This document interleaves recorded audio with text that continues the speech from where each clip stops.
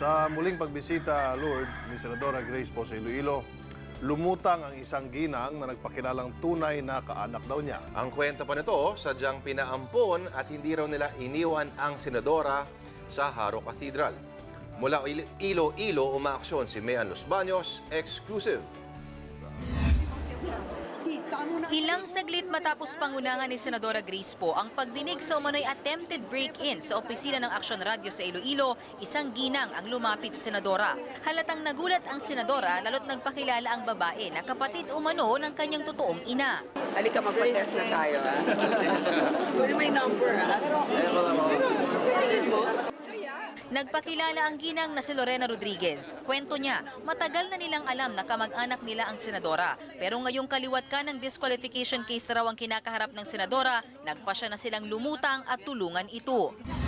Naawa po kami sa kanya kaya lumabas kami na kamag-anak niya po para matapos ng problema. Para makilala niya kung sinong pamilya niya. Para makilala ng buong Pilipinas na hindi siya American citizen, Pilipino siya po. Victoria Rodriguez daw ang pangalan ng kanyang ate na tunay na inaumano ni Senadora Po. Hindi rin daw sila taga Iloilo kundi taga Buena Vista sa Guimaras. Yung nagkuha sa amin, yung si Corazon Havillana, din binigay kay Ma'am Tess Ledesma Valencia. Tapos binigay kay Susan Roses po. Pero napulot po siya sa cathedral. Hindi po. Kaso patay na raw si Victoria Rodriguez, kaya ang anak na babae na lang nito ang pwedeng magpa-DNA test. Bukas naman daw dito ang senadora.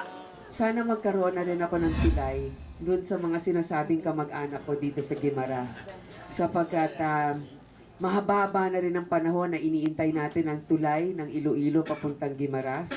At mahaba-haba na rin panahon na iniintay ko na magkaroon ako ng tulay sa mga kadugong kamag-anak ko.